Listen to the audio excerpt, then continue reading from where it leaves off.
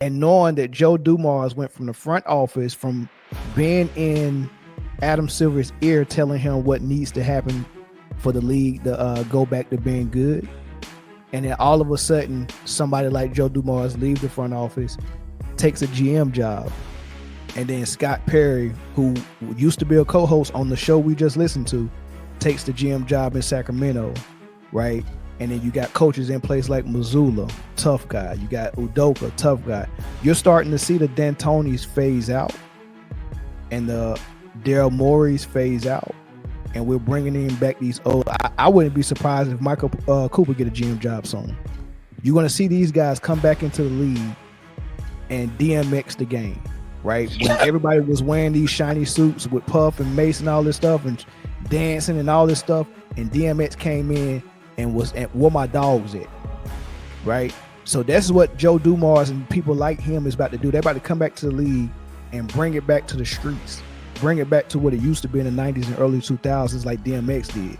He had to do a hard reboot on rap, just like we got to do a hard reboot on the NBA basketball right now. That's what's about to happen.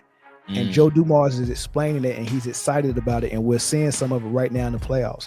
And some of these young idiots I heard on YouTube complaining. No, they're not complaining. They're coming on there and saying, see, I told you we had good basketball in this era. This is the best basketball I've ever seen. Not knowing that you're watching 90s basketball. No, they're not. Right? They're not saying that. No, yeah, I'm going to send you the clip. All right, so Joe Dumars, y'all know he was in the front office for the NBA working side by side with Adam Silver, and he was in charge of the disciplinary actions for the NBA. He was in charge of like the competition committee and all that type of stuff, man. He did a lot of good work in there, man. He said he didn't ever want to leave that job, but he just couldn't turn down that offer from New Orleans, man. So now he's done stepped down, and he's GMing the New Orleans Pelicans team. And he went on BJ Armstrong's podcast, The Hoop Genius. His co-host Mo is over there. Really good podcast, man. I'm using their clips, so I definitely got to shout them out, man. Y'all go over and go to the Hoop Genius podcast on YouTube and give them a sub, man. I get a lot of content from them because BJ Armstrong be spitting. Well, Joe Dumars was over there just recently, and the things that he said has got to be talked about because the move or the direction that the NBA is moving in looks very familiar. It looks very 90s. It looks very early 2000s. And Joe Dumars got something to do with it. So they asked him about that. Hey, man, well, first, before we get to that part, they asked him about some other things with New Orleans and all that stuff. I'm going to let y'all listen to it, and I'm going to get y'all thoughts on it. Joe, can you share with us what was it like for you to look at all 30 teams in the last 3 years there in the league office? And what was that like? What did you learn? And what would you bring from that experience to New Orleans? Yeah, great question, B. So first of all, you get a bird's eye view of how each organization does business, just how they operate. What's important to them. The phone calls that you get from the 30 teams, it's an insight to those organizations and what's most important to them. And I'm sworn to secrecy, so I can't, divulge exactly what those conversations were, but it was fascinating for me to get to look at all 30 teams and see the things that they put on the top of the list for themselves that they wanted to discuss and talk about. It was fascinating. Second thing I would say is that I say this, you got a view of best practices and worst practices.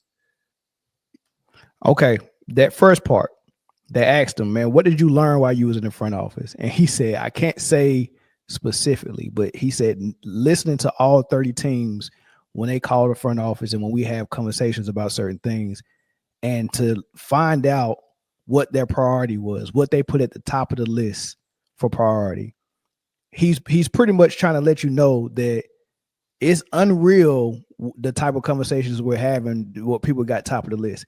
So if winning isn't the top priority for all the franchises, what other priorities could they have? And I'm trying to think of some. I got some in my head, but I want to hear what y'all. What other priorities could a whole franchise have that they will be communicating to the front office in the NBA? Revenue, money, definitely. That's what I was about to say. All right. Money, so winning not the priority, but don't win and bring more money. That's true. not necessarily. Not the small markets. They need that revenue sharing. Names bring money too. So agendas as far as players is concerned, that's what you're talking about, Chris. Like, yeah. I got this guy. He gotta. You know, my priority is making sure that he looks like all NBA this year. Is that what you're saying? That's what I was thinking. That's what I was thinking, because I've heard Mark Cuban when he was still the majority owner of the Mavs.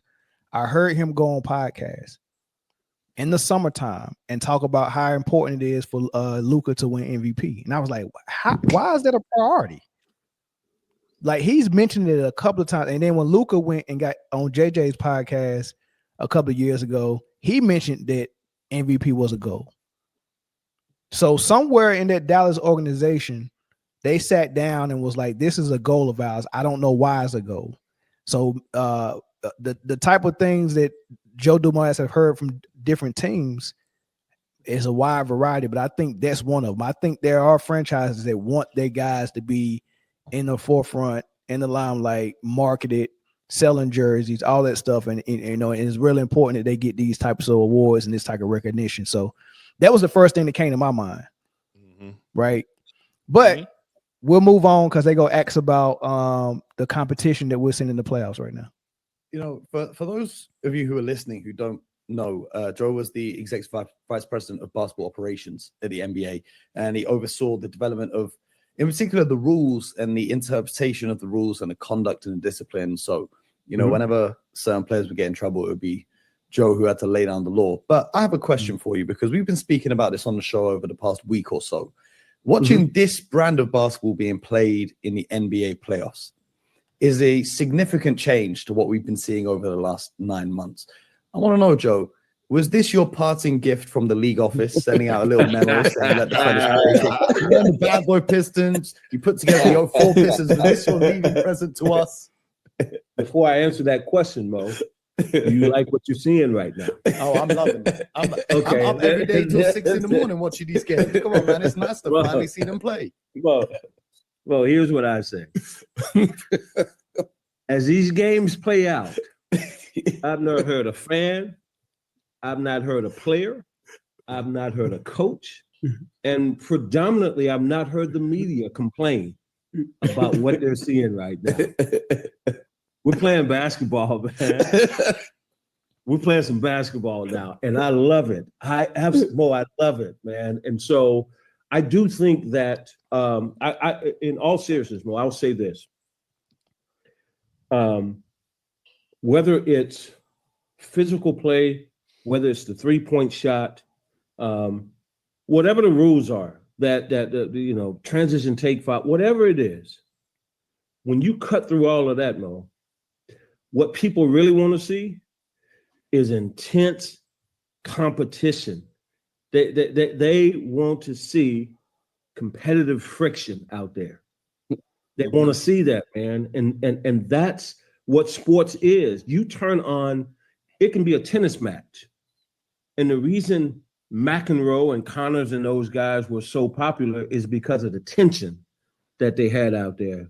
It was the reason Wilt and Russell, the tension out there. And when you take that away in sports, that's a problem, because that's why people turn sports on. They want to see that competitive tension, and it's happening in the NBA playoffs right now, and I love it. Absolutely. Of course, you know, your new team, the Pelicans, not in the playoffs this year, but that competitive conflict, as BJ likes to call it, the competitive friction, is that going to be your point of emphasis in what you bring to the organization now? Because I feel like the Pelicans, for a long time, they haven't had too much of an identity, and bringing that toughness that you brought to Detroit all those years as a player and as an executive, is that going to be your main priority when you're building out this roster and building out this team? We intend to have competitive tension now. Good answer, Joe. I can, like Mo, anything that I've accomplished in this game, in this NBA, was surrounded by, it was the foundation was competitive tension. So I'm not sure I know of another way other than being super competitive to be successful in this league. Even if, Mo, say, if you look at the teams now, and I said this to one of the young guys here last night, we were just talking and I said, the formula for success in the NBA has never changed. Style of play has. Where you shoot from, is it a low post game? Is it a 3-point game? Is it a half court game? Is it faster pace? Those things have changed. But there are certain things that have not changed. That competitive tension, that defending, that not backing up, that plan for your teammates, like totally invested into winning. Stats don't matter during the playoffs. No one worried about what your numbers are. Those things have never, ever changed for championship teams, for contending teams. And so when you see that and you recognize it, it's a beautiful thing, man. I love it. Okay. Listening to that and seeing the direction that the league is going in, seeing how this game has been officiated in the playoffs, seeing all of that physical play, right? Seeing that all of a sudden Jokic don't look so good, right? Seeing things like that, and knowing that Joe Dumars went from the front office, from being in Adam Silver's ear, telling him what needs to happen for the league to go back to being good. And then all of a sudden, somebody like Joe Dumars leave the front office, takes a GM job. And then Scott Perry, who used to be a co-host on the show we just listened to, takes the GM job in Sacramento, right? And then you got coaches in place like Mazzulla, tough guy. You got Udoka, tough guy. You're starting to see the D'Antonis phase out and the Daryl Morey's phase out.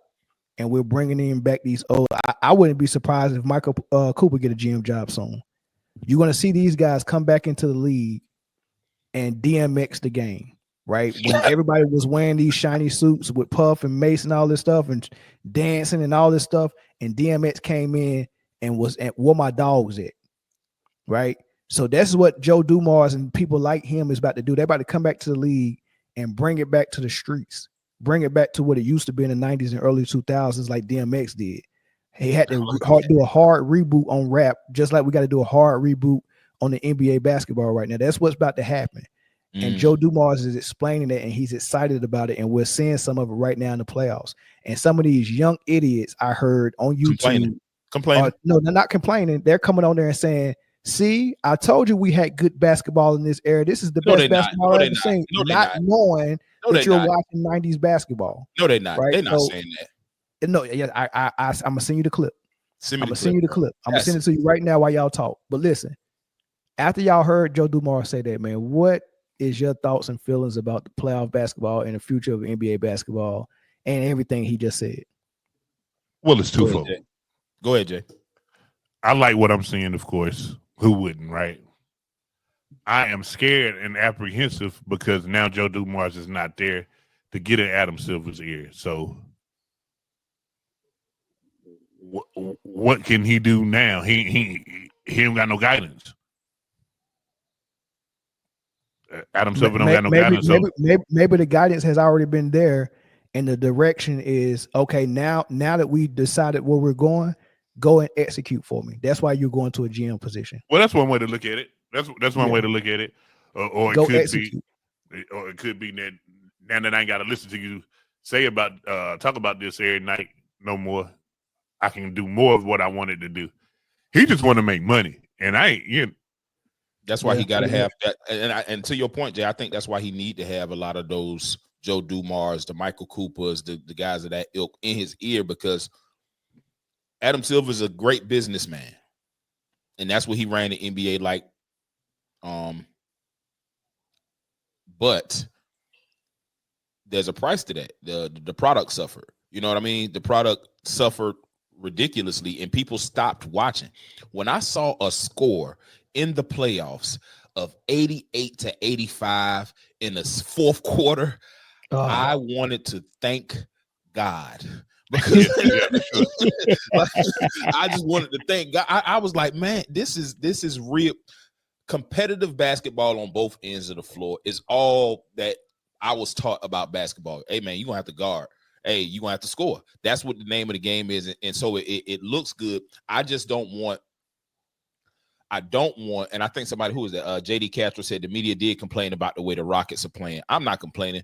No, that wasn't the league. That was league. Steve Kerr and the Warriors fans complaining about. Oh, they're going to do Curry that because you got to think what they're accustomed to. They're not accustomed. I mean, honestly, let's just call it what it is. They're not because during their era, the Warriors era, is the prime example of how basketball was treated at the time. Their offense is predicated on finesse and finesse. It's really smooth. Mm-hmm. You're right.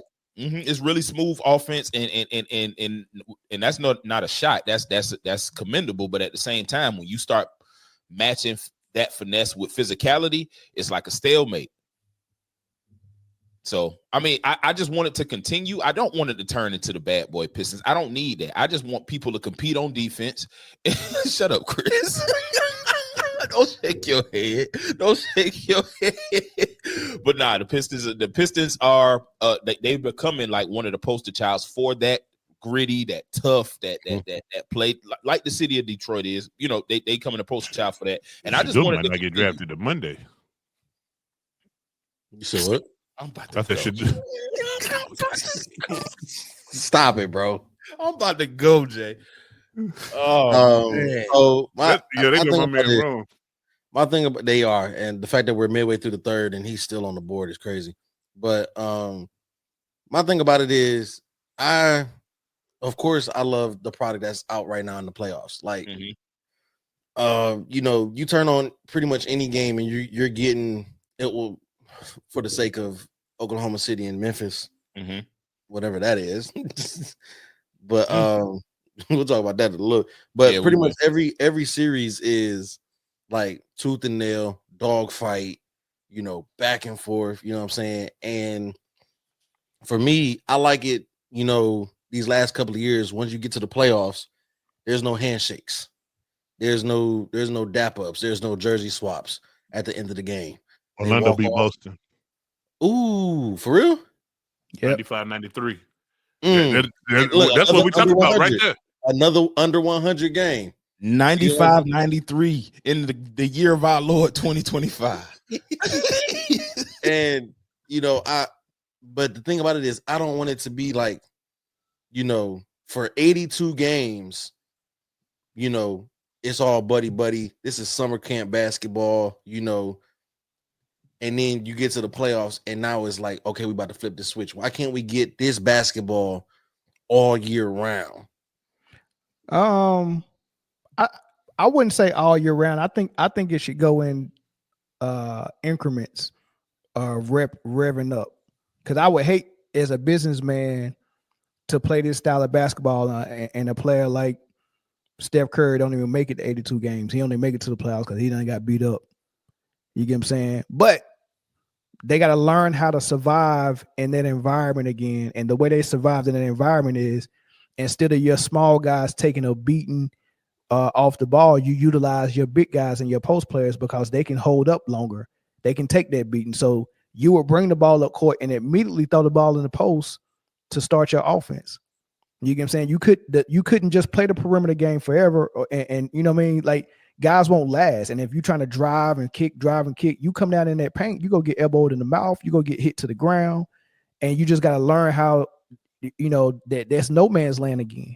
Like, you just can't come down there with the trees no more, right? They got to learn how to play like that again. So, I don't think we've seen playoff basketball all season in the 90s either. Nah. But there was some physicality. There was some physicality in big games, market games, but there was a lot of throwaway games. Like, there was a lot of throwaway games in the 90s, and we got to act like we remember because it was there. Oh, Milwaukee getting them a little win tonight, huh? Yeah, we go get to these games, but nah, I think that was dope, man. I'm excited about it. But hey, I dropped in the group chat that I was telling you about. I just watched. She was confident too. She was really confident. Like, how could anyone say How could anyone say that they don't love this era of basketball? This era That of made my basketball, brain bleed. Bro, I've heard that a whole bunch of times from people though. Like that's the common thing. I'm like, man, how y'all can be so slow? We've been begging for this for years, and now that we finally see it, you go take credit for it and say, this is come on, you got to be kidding Crazy me, man. work. that's That's like the kid who didn't put in no work on the project, showing up to get the award. Mm-hmm. And complaining It's if you don't crazy, get man. one. Oh man. That's crazy. Shador still ain't went nowhere. Nah, but the Cowboys just picked the cornerback from East Carolina that tore their ACL in September. Chris always tell us to open the phone lines up. Sure, Chris, we'll open the phone lines up for you, big dog. We'll open the phone line. We'll take two phone calls on this topic. That's Is that NC, Chris. Is that North Carolina, Chris? Yeah, that's no. Yeah, that's him. Why That's not? definitely him. Why not? The Beach girl, call. I'm Cowboys. gonna say something you probably don't get. They may be trying to phase out black players. Black players had a brand which is skills. The MJ, Ewing, Bird, Charles, Shaq, Hakeem, Wilt, Isaiah, Kobe. Bird getting called a black player. I was more appalled by skills, and Ewing was second on that list. Yo, she pulled a J. She called Bird a black. I rock with it. Bird be talking that shit though. Bird was like, hey, we gonna let it rock. I didn't even catch it either. I ain't even catch it. That boy walked in. Caller from North Carolina, Chapel Hill. Go ahead. I know who it is. Man, I ain't call y'all bums in a minute, man. Duval. Duval. What up, Chris? Hey, man, you know what I notice about y'all dudes, man? Uh-oh. Y'all make some of the worst takes when y'all don't open the phone line. Y'all know to say the most dumbest shit when y'all don't open the phone line. I know that. Yo, I love our regular callers, man. Go ahead, Chris. What you got for us? I wish we had enough time because I would crush y'all about what y'all said last weekend because that was stupid. What we say? Right. It's like when y'all talk about the Luka trade, y'all just missed the point and the premise of why that trade is so bad. Why it just goes over your head. Okay. Because it's not so explain it the to us. they traded Luka. It's the fact that y'all didn't get any value off of Luka outside of Anthony Davis. Getting rid of Luka is value. They traded a 2026 and a 2027 first round pick to get PJ Washington and Gafford, which means they don't have a pick this year or next year. So again, you traded a superstar that could give you 10 good years and you wasted picks putting a team around him to take you to the finals last year. And then you trade him away. And now Kyrie is hurt. He ain't coming back for another year because of his injury. And by the time he get back, he'll be what, 33, 34? Chris, getting rid of Luka. Quickness is going to be gone. Getting rid of Luka was the flex. The end. That's what that's what they wanted to do. They didn't want they wanted out of the Luka business. They didn't want him no more. They got AD for him. They got AD for him. Great job. Listen, they were so tired. Listen, I explained this last night to somebody, right? Can you imagine playing a very good team like OKC with a very good superstar like SGA? And you watching I could have film. sworn Lucas sent them home last year. The NBA sent them home last year. If you Luka think sent them home last Kyrie and the NBA sent them home last year. Right? If you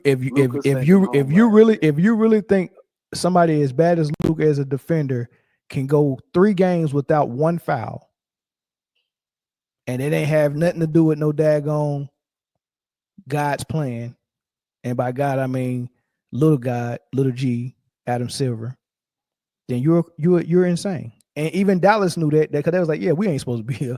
They helped us get here. because they didn't even believe it Luka was went real. to the Western Listen, they didn't even Conference believe it Finals was real. 3 Just like times, the and he went Lakers to the didn't believe the finals bubble 1 ring was time. real because everybody that was involved with the bubble ring got traded, let go, or fired. That lets you know they knew that was some fugazi. They knew that beating OKC was fugazi. They got home cooking. They got help from the refs. But in a real life scenario, they know good and well game planning for a superstar. They can't even do it defensively because their game plan is how can we protect Luka from having to play defense. That's their defensive game plan, right? They're not watching film on the other team. They're watching film. Okay, what can we put Luka at based on their offense? What can we hide him at? What can we zone? What are our zone areas so we can put Luka somewhere where he won't get blown by? They got tired. Jason Kidd don't like the coach like that. He got tired of game planning around Luka's flaws. They got tired of 4 people standing around and 1 or 3 people standing around and 1 person setting screen for Luka every single play and just letting him go one-on-one and then make a pass out when the double team come, and that's their whole offense. He got tired of coaching like that.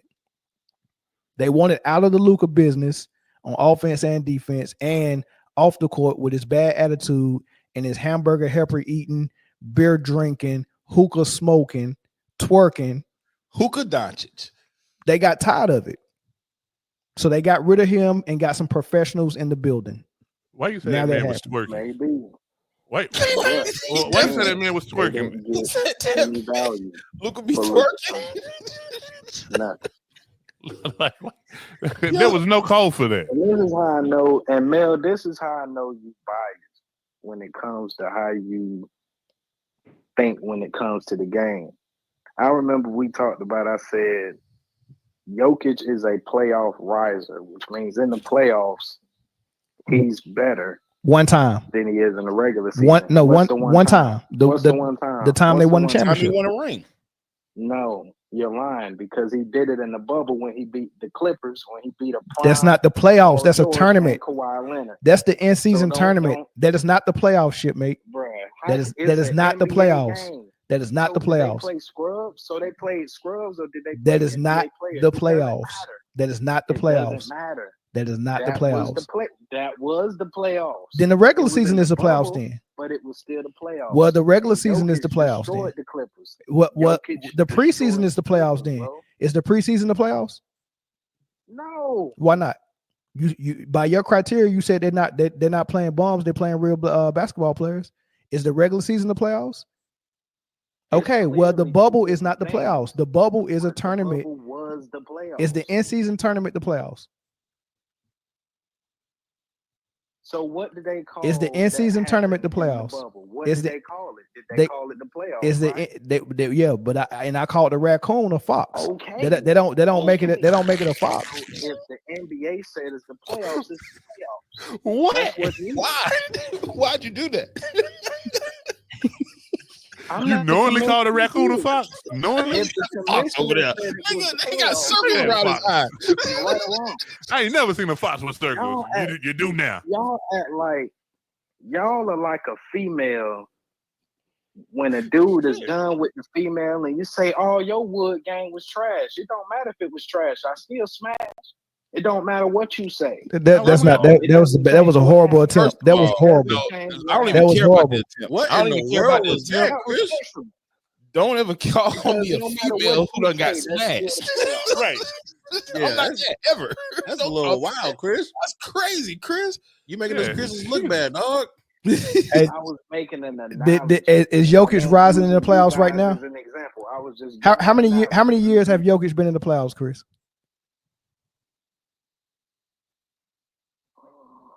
So you telling me the only 2 years he rose is the bubble and the year he won it? Smack yourself, Chris. The bubble and the Smith, year he Chris, won, smack no, yourself. No, I Smack can't, yourself. I can't say it was two. I can't say it was two. He put up a good fight.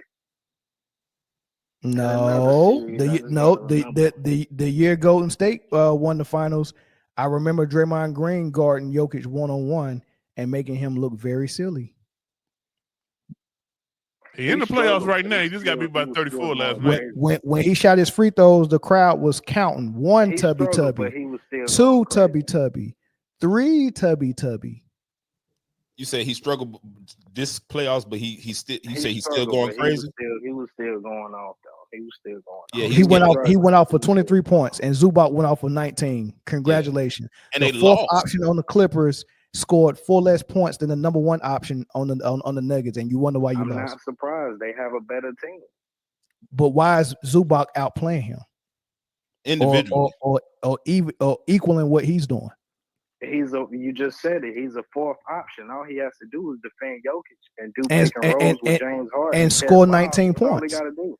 That's all. Oh, that's it. That's all he got to do. That's it. So your best player rebounds, thought it was a good idea to pick and come roll and score with James 19 Harden, and take 14 and shots stay alive. against the That's it. Clippers, and Kawhi is on a heater, and you taking 14 shots. yeah, insane. That part right there pisses me off. Yeah, I mean he should have stepped this game up.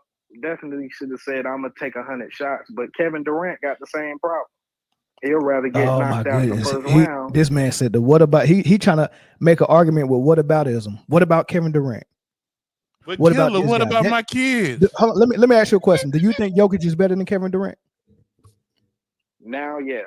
Okay, so why would you use someone that's lesser than Jokic as an example to excuse something that Jokic is doing? Yeah, you just downgraded him. You got to go up. If you use a guy as a standard that's beneath Jokic, you just put him on that same level as that guy that you think is beneath him. So use someone that's a higher standard than Jokic and say that's the excuse. Well, he did it too. If you go say what about ism and point fingers and say he did it, let it be somebody that's better than Jokic, not somebody that you think Jokic is better than. Does that make sense? Does it make sense for me to come into your house and say, dang, dude, why you didn't pay this bill last month? You be like, well, my son missed his car payment too. Oh, that's okay. Jokic is already. Mel Jokic is already. My son missed his car payment. Jokic has already carried a team. No. We got to deal with what I just asked you though, Chris. We got to deal with that. Is it a good idea that as soon as you try to hold somebody accountable for doing something or not doing something, that you immediately point a finger at somebody? You miss your car payment. Are you gonna if I ask you and I check you, why did you miss your car payment? Are you gonna say your son missed his as well? That's a terrible analogy. Okay, well let me bring it back to reality then. Since you don't like analogies, let me bring it back to analogy. Jokic, you failed in games 3. You only scored 23 points and you only took 14 shots and you got neutralized by Zubac. Yeah, the response to that is you're right. I would do better in game 4, not what Kevin Durant did it. The series is not over. Y'all did this. How many times have y'all did this, man? In the bubble, the Clippers was up 3-1. Everybody said it was over, and Jokic came back and won. Hold on, Who was the coach of the Clippers at that time? Oh, we know who it was. We know who it was. Who it was. Who's the coach? You talking about trash ass Doc Rivers? I ain't trying to hear that. The coaching and all this other shit. I mean, he got a history of doing that. Nah, he has a history of 3-1 leads just disappearing. And then y'all said the same thing about Kawhi when they was down from the Bucks 2-0. They was up 2-0. Everybody said it was over.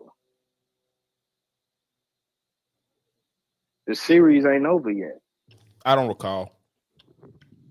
It's 2 games to 1. Hey, Chris, you got your index fingers? Nah, I don't. Well, it don't seem like it because I'm trying to figure out what's your point.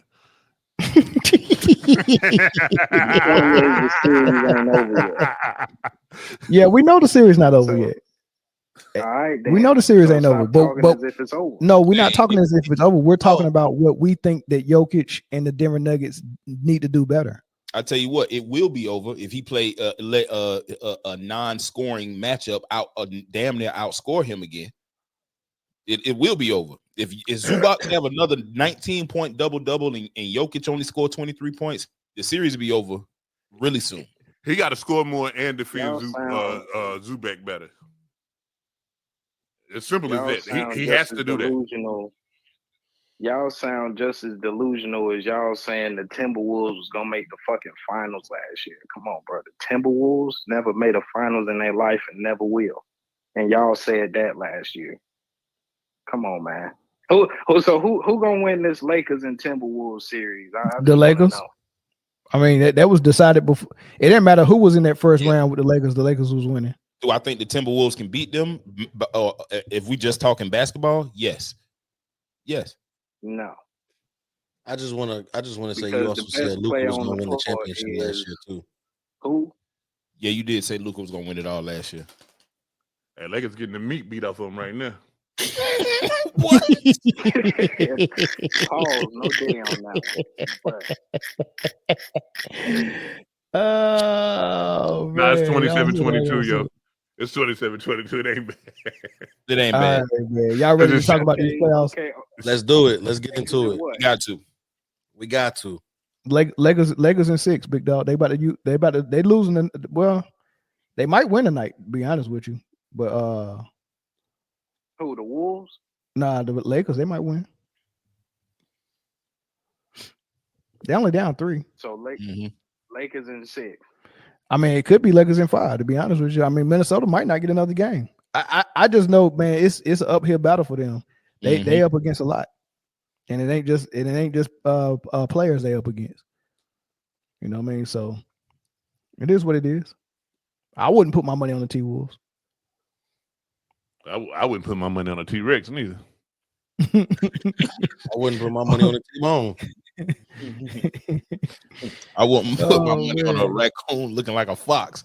Yo,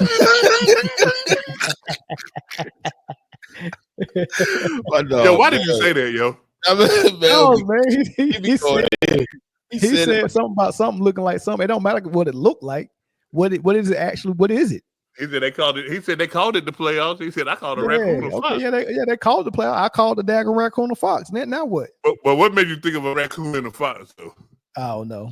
And why would you call a raccoon a fox? Like why would you? Because I ain't know what Swiper was when I first seen it on door. Why don't y'all respect the bubble, man? What the bubble do to y'all? What you mean we don't respect? I respect the bubble. It's not the playoffs. I definitely respect it. Yeah, but it's just not the playoffs. They not in home crowd versus away crowd. Bro, listen, I can respect the person and call him a he, but he want me to call him a they. I still respect them. I'm looking at a he, so I'm gonna call it a he.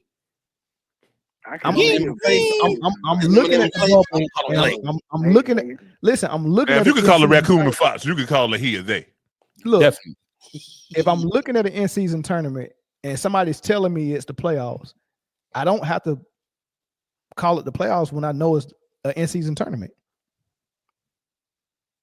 Hey, Chris, just in case you forgot. That is horrible. Anyway, y'all ready to move on? Let's get man. on. Thanks for the call, big dog. Appreciate you, brother. You always getting cooked, man. I be cooking y'all niggas. Shut up.